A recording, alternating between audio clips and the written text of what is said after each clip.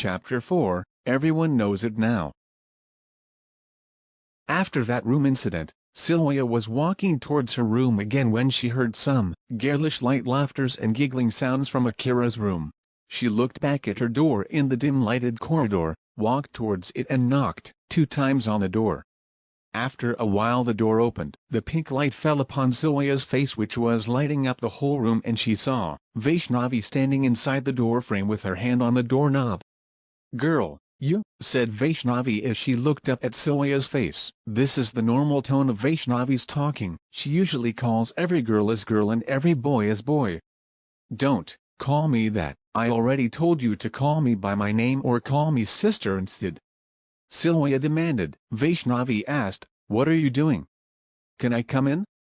"Are you all hanging out too?" asked Sylvia as Vaishnavi stood aside to let her come in.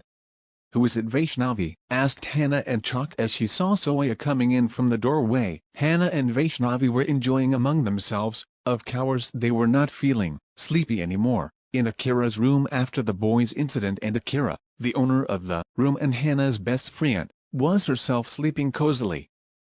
"Hello. How are you, beautiful?" asked Sylvia as she saw Hannah in the pink light. She was looking beautiful sitting on Akira's white bed on which Akira was sleeping. Hannah had gripped the on-off switch of a dream catcher. "I am a queen. How are you, pretty girl?" answered Hannah as she smiled and answered in the same tone. One important thing to keep in mind is that Hannah Cannon is a supermodel. She is Dominic's own younger sister and started her career when she was 9 years old, and became a sensation within a year. After that she worked for only 1 more year and then focused on her studies. But after 2 years she again started modeling and became a millionaire. She never talks arrogantly to her fans even a bit because Dom always taught her not to. She used to have a crush on Randy when she was 13 years old, but soon she thought that it was only because of her age that she was just attracted towards him and left that feeling maybe forever. In today's scenario Hannah has become a brand name. Hannah has an hourglass body figure, heart-shaped face, long hair which covers her whole waist, medium fair skin color, hazel brown eyes and cupid lips. She is very beautiful. She usually dresses in a soft minimalist way. Her room also matches her way of dressing. Her weight is 48 kilograms and height is 5'4" in feet. Right now, Sylvia has been seeing Hannah since she was 10 years old, the time period when she was suffering from depression, back in Poland, and always saw Hannah as a queen in the field of modeling. She even had her poster sticking to the door of her locker in her older school, and to her surprise she was transferred into the same class where she studies. Everything else about Hannah and Sylvia will be discovered later in the episode. Back to the episode. Fear Shuru Ho Gai Dano thought Vaishnavi in her mind in Hindi, which means they both started again. Mary Tarif to Kargina Hi Dano bus ek Dusra ki Tarif Karte Rahegi, meaning they'll not stop praising each other but can't praise me. Hey, why are you both talking like a girly rubbish girl? Become a tomboy already, Vronies, Vaishnavi said, breaking the conversation between both of them. Meanwhile Sarah came jogging upstairs and stood in front of Samchai's room.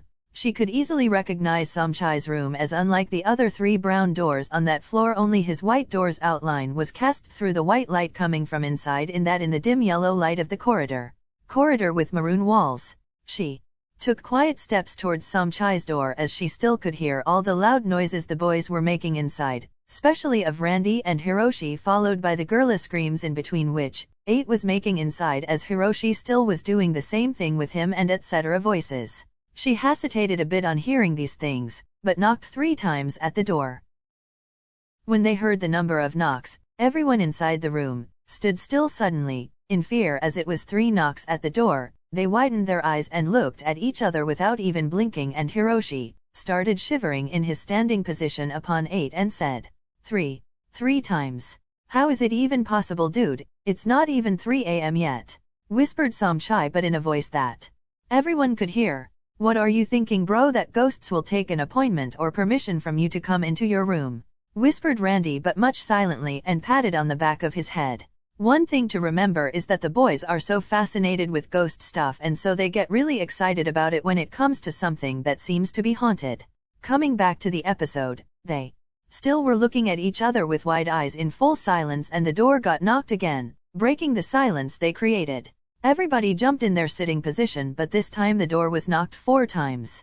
Everyone relieved themselves, as it is said that ghosts cannot knock more than 3 times, and they signed with an O.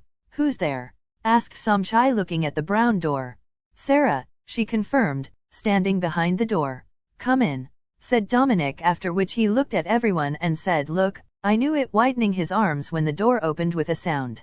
They saw Sarah in her night suit and a Santa-shaped hat on her head, but light baby blue in color without a white pom-pom on its top. Her hair was frizzy, eyes were covered under her transparent circular specs, and the right collar of her light blue night suit was a bit crumbuled. One thing to remember is that Sarah don't really wear specs, but, however, she wears it at the time of her studies or only sometimes just for style. "Who was screaming? And the hell are you all awake this late at night?" she asked with wondering stare, in dazed state and glance. On hearing this question again, Dominic turned his eyes from Sarah to Randy. Randy turned from Dominic to Jumbo. Jumbo turned to Somchai. Somchai looked up to Hiroshi, and finally Hiroshi looked down at 8, laying on the ground, looking up at him. Said 8 as his habitual thing. Hiroshi, without saying a word, twisted his arms again, but in a light manner this time, and 8's scream was not much longer than a second this time. But on hearing this, Sarah's eyes became wider, looking at Shreyan's on the ground.